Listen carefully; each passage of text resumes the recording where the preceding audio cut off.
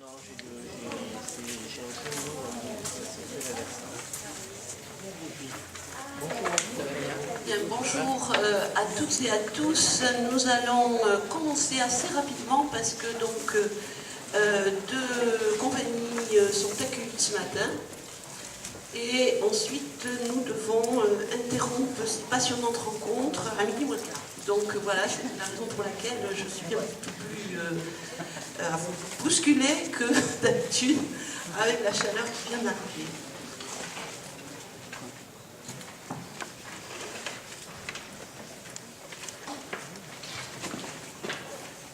Bien, alors, donc nous sommes là pour parler d'un spectacle, une création, intitulé Là, plus loin Calas. Je le précise parce qu'effectivement, on a souvent appelé la diva la Calas. Donc là, ici, il y a une petite particularité mettant l'accent sur un lieu dont on va parler. La création est co-signée donc avec, à ma droite, la Libanaise, et j'espère que je peux la présenter comme danseuse flamenco, voilà, Yalda Younes, et puis donc Gaspard Delanoë, qui est, lui, alors, plutôt d'origine, enfin, par origine, il est plutôt du milieu de l'art contemporain. On le définit comme artiste, activiste et militant, donc militant en faveur de squats d'artistes, notamment fondateur de plusieurs collectifs, dont le fameux chez Robert Electron Libre du 59 rue de Rivoli, qui est aujourd'hui donc le 3e centre culturel de Paris. Voilà. Son nom est à lui seul aussi tout un programme. En fait, c'est un pseudonyme qui est à la fois inspiré par la campagne qu'il a menée au moment des élections présidentielles en 2012. Et puis, d'autre part, je pense que peut-être même c'est un aspect pas du tout anodin, une inspiration qui est reliée donc à Aloysius Bertrand, un poète du 19e, qui a été reconnu par Baudelaire comme l'inventeur de la poésie en prose. Donc on est là dans un espace des références culturelles assez élaborées qui permettent donc de se dire que effectivement ce que l'on va considérer avec cette création, c'est une œuvre qui se situe au croisement de la danse et des arts plastiques, et qui est donc, je dirais, dans la lignée de ce qui a commencé à émerger dans le courant des années 90. Bien, alors la première question va être une question toute simple. Elle va porter donc sur le titre, la référence à la diva dont on fête cette année d'ailleurs, je ne sais plus, le 90e anniversaire de la naissance, je crois, quelque chose comme ça, et sur l'image qui a été donc reproduite dans le programme que le public a eu en main et sur lequel il y a une identification qui est assez troublante entre donc la figure de la Calas et puis vous-même, Yalda Younes. Alors, qu'en est-il justement de cette appropriation de cette figure? Qu'en est-il dans la proposition que vous allez développer? La proposition est venue de Gaspard Delanoë. Au moment où on s'est rencontrés, c'était au Festival des Antipodes du Quartz, et il m'avait vu jouer. Et il avait dit que ça lui a rappelé Calas dans mes idées, et qu'il y avait quelque chose de très tragique dans ma présence sur scène. Et il pensait que, en réincarnant ou en ressuscitant Calas sur le plateau, la ressemblance physique pourrait susciter un trouble intéressant. Donc l'idée est née à partir de la ressemblance physique, mais elle est partie complètement ailleurs, comme souvent. Et tu veux continuer sur Disons, elle est partie ailleurs aussi parce qu'au départ, bien entendu, moi, je n'étant pas du monde de la danse contemporaine, et étant un peu par hasard dans un festival aux Antipodes associé à une autre chorégraphe, Gaëlle Bourges, je rencontre et je vois à ce festival cette performance de Yalda, et c'est vrai qu'à ce moment-là, j'ai voulu lui proposer, comme je suis très... je viens du monde de l'image aussi, des arts plastiques, c'est vrai que ce mimétisme quasi, cette symbiose de figures m'avait poussé à lui proposer de danser peut-être, de danser Calas, c'est-à-dire d'associer son savoir à... voilà. Et ensuite le projet a évolué parce que parce que Yalda, à un moment donné, il y a 2 ans, a eu une blessure liée à sa pratique du flamenco. Et donc, le projet a évolué. Parce que tout à coup, on s'est rendu compte que dans la carrière de la Calas également, il y avait eu à un moment donné une perte des moyens qui avait fait grand bruit et qui est restée très mystérieuse d'ailleurs jusqu'à la fin, sur laquelle elle a été attaquée, etc. Et donc il y a eu aussi tout à coup une sorte de parallélisme dans qu'est-ce qui se passe quand le savoir qu'on a, eh bien on le perd un peu, ou en tout cas on a des soucis à ce moment-là. Donc on a pris appui à partir de ce moment-là sur la Calas, c'est-à-dire on a pris appui sur elle, et il s'agit bien entendu en aucun cas d'une biographie ou d'une tentative de récit ou d'une hagiographie, c'est pas du tout ça. Calas, dans cette proposition, est un point de départ, mais c'est pas un point d'arrivée. Oui, une autre petite question pour vous, Yalda, qui me vient comme ça, c'est que dans la carrière de la Calas, il y a un moment où elle maigrit beaucoup, et d'ailleurs, elle est aujourd'hui plus proche de ce que les cantatrices révèlent de leur posture physique, c'est-à-dire un corps beaucoup plus mince. On se pose d'ailleurs des questions sur leur voix, enfin ça c'est peut-être pas notre propos, mais je pense qu'il y a peut-être aussi une contiguïté dans la proposition d'ordre physique que vous allez donner. Oui, non, je ne sais pas, c'est un hasard comme ça. Personnellement, je ne vois pas les choses comme ça, c'est-à-dire son poids ne m'intéresse vraiment pas. Et d'ailleurs, dans le spectacle, il est un peu critique vis-à-vis de l'intérêt qu'on porte, de comment on fabrique des stars et comment on peut les adorer leur image et leur figure sacrée, et puis dès que ça devient une femme, on y va à fond pour détruire cette personne. Moi je suis fan de Calas, mais je ne suis pas du tout spécialiste ni de Calas ni de l'opéra. Donc ce qui m'intéressait, c'est d'essayer de trouver, c'était non pas d'incarner la Calas, mais d'essayer de ramener, de voir ce qu'il y a chez elle qui pourrait me toucher pour raconter finalement une histoire personnelle, comme chaque création. Et donc plutôt que d'aller dans son corps, j'ai considéré que c'était elle qui rentrait dans le mien. Puis oui, comme l'a dit Gaspard, c'est un travail sur donc, la perte des moyens, parce que je ne peux plus danser aujourd'hui, je ne peux plus taper des pieds, et sur le rapport au public et à l'autre, et à l'amour, la quête d'amour, le besoin d'être aimé, et comment on se questionne sur ce pourquoi on est aimé. Et à partir de quand ça peut basculer, donc au moment où on perd le sacré, comment l'amour peut détruire tout d'un coup. Oui, il me vient aussi une autre idée, c'est que vous êtes né au Liban, et je pense que la représentation féminine en Orient n'est pas tout à fait la même que celle qu'on a l'habitude ailleurs. Ça, c'est une première interrogation que j'ai. Est-ce qu'il y a quelque chose là-dessus aussi? Et par ailleurs, qu'est-ce que vous conservez du flamenco dont vous avez étudié ou plutôt approfondi la connaissance aussi avec Israël Galvan, qui est aussi quelqu'un qui utilise le flamenco pour parler de quelque chose qui lui est très personnel? Alors par rapport à la présence féminine, pour moi vraiment ça a un caractère universel, ces grandes chanteuses. Je ne fais pas beaucoup de distinction entre Calas ou Kulsum ou Fayrouz. Voilà, c'est des artistes qui ont pu sortir de l'identité géographique. Calas étant grecque, elle a vécu en Italie, puis à New York.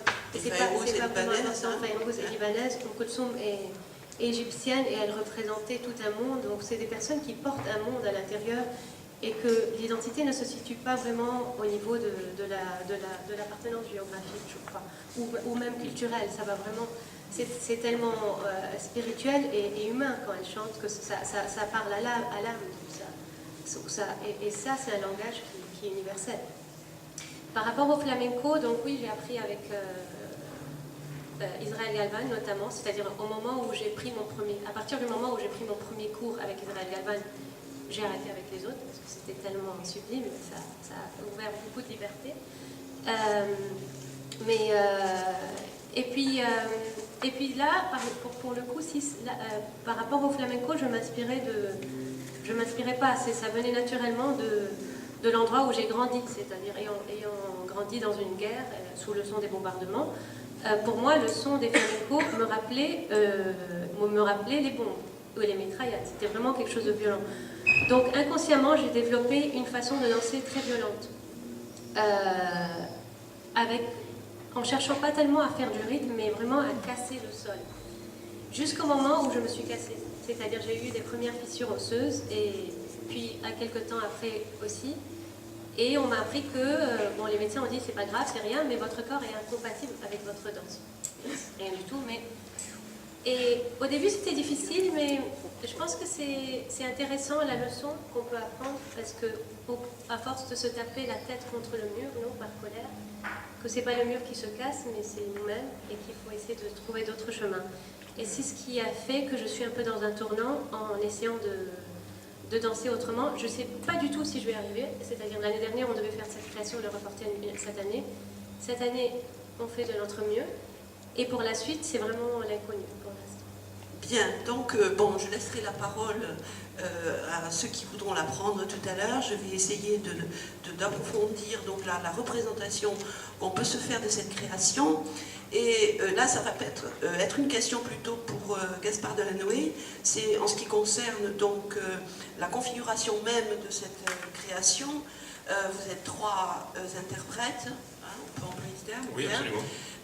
Et vous dites donc dans les fascicules que le public a en main que vous allez utiliser donc la calasse comme étant un moyen d'aborder la question de l'industrie culturelle.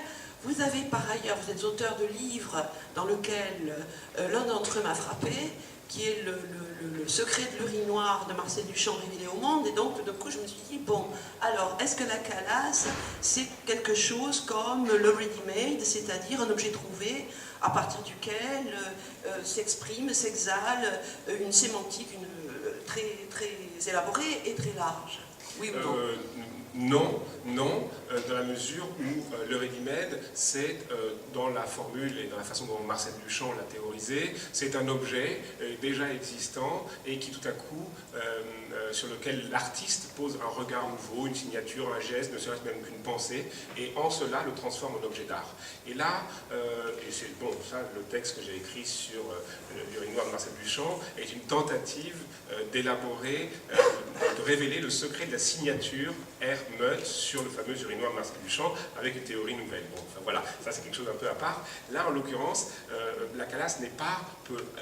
je n'ai pas considéré la calasse comme quelque chose qui serait un existant à partir duquel je porterais un regard et le transformerais par mon regard en quelque chose d'artistique. C'est déjà quelque chose qui existe déjà. Donc c'est surtout, en fait, on a voulu surtout décrypter les relations dans la société du spectacle et dans l'industrie culturelle entre les stars, qui sont un peu le produit d'appel, le public, qui est la cible, et puis les médias, les journalistes notamment, avec un glissement que tout le monde a remarqué depuis 40 ou 50 ans, c'est le fait qu'aujourd'hui, les stars du passé ont perdu un peu de leur superbe, et que c'est plutôt des journalistes aujourd'hui qui occupent les pages des magazines comme Voici, comme Gala, etc. Et c'est Oprah Winfrey aux États-Unis qui est la femme la plus puissante du monde. C'est en Espagne, le fils du roi d'Espagne a épousé la présentatrice du journal de 20 heures. En France, c'est une journaliste qui est l'épouse du président. Et puis on prête à une autre journaliste une liaison avec un autre président. Donc c'est plutôt aujourd'hui les journalistes qui ont supplanté cet espace de religieux, comme ça, d'adoration ou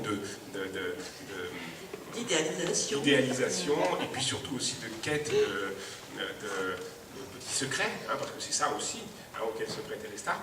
Et c'est vrai qu'aujourd'hui, il y a eu un glissement. Et dans la pièce, il y a entre l'animateur télé, un peu pas toujours ultra distingué que je représente, et la star du passé, il y a un jeu comme ça.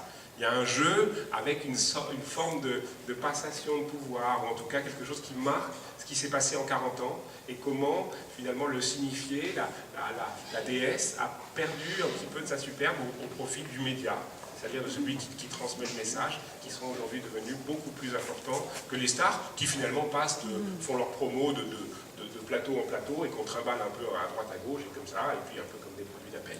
Voilà, il n'y a pas de jugement moral là-dedans. Je ne suis pas en train de dire c'était mieux avant ou c'est moins bien maintenant. Mais il y a quelque chose qui s'est passé, on essaie de décrypter cette relation avec, bien entendu, au cœur de cette relation, le public.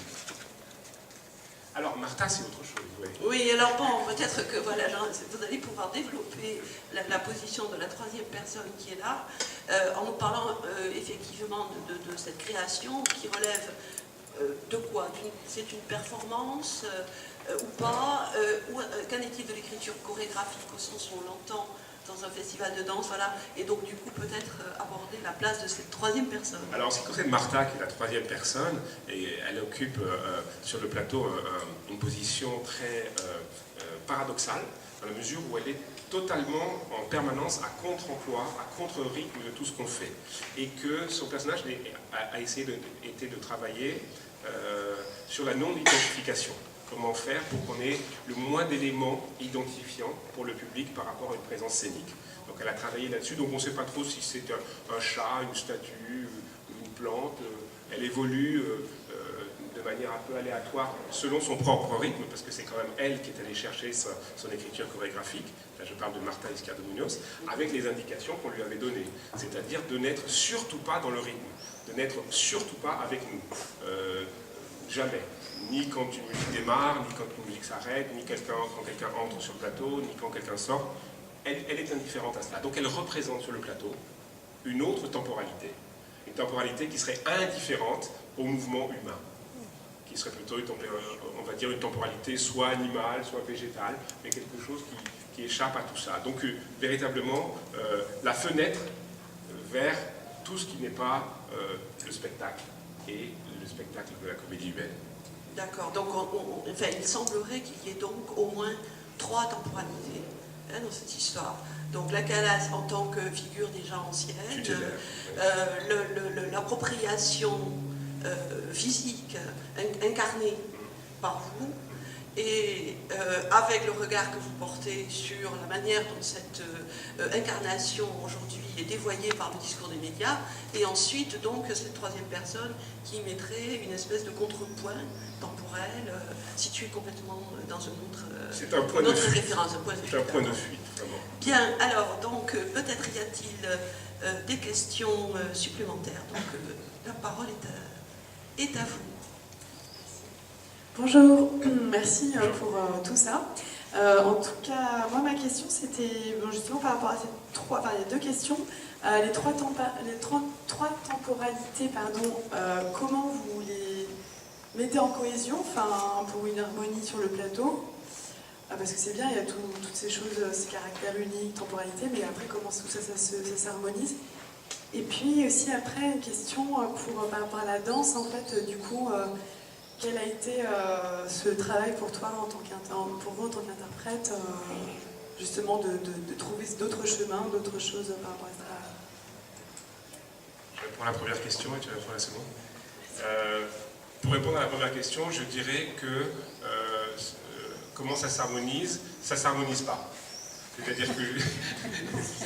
C'est-à-dire que justement, on a le sentiment, a priori, en tout cas c'est là-dessus qu'on a travaillé, que les 3 personnages qui occupent le plateau, finalement, sont chacun dans leur propre rythme, chacun dans leur univers, qui se succèdent, qui ne sont pas très souvent ensemble sur le plateau, c'est un peu chacun son tour, à part la présence de Martha qui arrive à un moment donné, qui reste sur le plateau, mais sans faire attention à ce qui s'y passe. Donc d'une certaine manière, il n'y a pas d'harmonie. Il y a des mondes séparés qui coexistent. Je dirais que c'est plutôt ça. Ça pourrait être une coexistence harmonieuse. Ça pourrait être une coexistence harmonieuse, mais ça ne l'est pas. Ça ne l'est pas parce que chacun a ses intérêts. On sent du conflit. Est-ce qu'il y a un conflit? Il y a des tensions, il y a des frottements. De la même manière qu'il existe, en tout cas dans le monde de la société du spectacle, des frottements entre les médias, entre le public et entre les artistes. C'est-à-dire que voilà, tout le monde n'a pas le même intérêt, tout le monde ne vise pas le même objectif, et il arrive parfois qu'il y ait des grosses tensions entre ces acteurs-là. Parce que voilà, il y a des questions d'orientation, il y a des questions d'intention, il y a des questions économiques, il y a des questions sociales, et que bien entendu, voilà, bon, il y a Il y a des frottements, plus ou moins forts, mais il y a des frottements entre ces deux. Il n'y a pas d'harmonie, certainement pas. Mais ça, c'est aussi ma vision à moi. Il se trouve que, venant du monde de l'underground, etc., nous, on ne considère pas que le monde soit harmonieux, mais plutôt extrêmement chaotique, et qu'il y a à l'intérieur de ce monde des luttes intérieures pour arriver à émerger, ou en tout cas à exister, et qu'il y a un conflit permanent qui est la trame même du monde. Donc l'harmonie, elle est loin. Oui, puis peut-être on peut dire que dans l'art contemporain, il y a cette notion qui est inscrite depuis finalement les années 60, à savoir que l'œuvre d'art est le terrain sur lequel s'exprime une contre-culture et qui ne va donc pas dans le sens d'une réconciliation ou d'une conciliation vis-à-vis de la culture dominante. En tout cas, il y a des forts courants qui ne sont pas du tout tous les mêmes, parce que certains sont plus ou moins liés à l'institution, et d'autres pas du tout, d'autres beaucoup plus dans l'indépendance, et puis le rapport au public n'est pas le même. On sait très bien, on en parle tout le temps en permanence depuis 30 ans en France, de qu'est-ce que c'est que la démocratisation culturelle, est-ce qu'il faut continuer d'avoir une élite qui sait à peu près ce qu'il faut faire, et puis le public qui doit le prendre, ou est-ce que les publics aujourd'hui n'ont pas d'autres exigences? Bien entendu, toutes ces choses-là sont présentes, donc il y a des forts courants, bien entendu, dans la culture, et ça ne se passe pas, voilà, c'est pas toujours harmonieux. Mais, oui, une autre question. En fait, rapidement, parce que... C'est là, en fait, moi je voulais entendre un mot sur la danse, en fait, sur le processus. Merci. Sur la danse, je vais juste dire un truc en général, parce qu'on a parlé tout à l'heure aussi d'écriture chorégraphique et de festival de danse et du fait qu'on est dans un festival de danse. Personnellement, vraiment, mais ça c'est très personnel, je trouve que j'aime pas faire mettre les arts dans des catégories différentes. Je pense que quand on parle de l'art contemporain, en tout cas aujourd'hui, je ne pense pas à la danse comme la danse et puis l'interprétation et puis le chant. C'est vraiment... donc ce que je fais, c'est... mais c'est à chaque fois, c'est pas... oui, c'est pas considéré comme un travail chorégraphique, c'est une création. Et puis, ma manière de... donc ça explique un peu ma manière de travailler et de chercher. Je cherche rarement dans l'esthétique ou dans le mouvement. C'est plus d'une manière instinctive et en relation au monde. Et dans la Calas, c'est un peu comme une somnambule, la présence. Donc c'est des traces du flamenco qui restent. Une tentative de douceur. Et puis une tentative de chercher l'énergie ailleurs que dans le son, non, parce que le son est l'élément très fort du flamenco et qui manque. Donc voilà, c'est être un peu comme oui, une somnambule, des petites traces qui restent. Une dernière question, Gérard? Non, parce que en fait, Yalda vient de répondre en grande partie à ce que je voulais aborder, donc merci. Très bien. Donc, une toute petite dernière, avant que nous passions... Non, eh bien écoutez, nous remercions vraiment Yalda Younes et Gaspard Delanoë qui présentent donc aujourd'hui à 18h au studio Bagoué la Calas, et également donc demain, mardi 2 juillet à 18h dans le même lieu, studio Bagoué. Voilà, merci à vous, bonne journée. Je vais rajouter un petit mot, que toutes les interviews qui vont être dites par Gaspard dans le spectacle, parce que Gaspard est en train de faire une interview, des questions, sont posées, ce sont des vraies questions répertoriées, c'est-à-dire ce sont des vraies questions qui ont été posées à Calas, de A à Z, sans toutes les questions. Donc voilà, c'est intéressant de savoir qu'elles ont un caractère réel. Oui, donc précision bien utile. Merci à vous. Merci.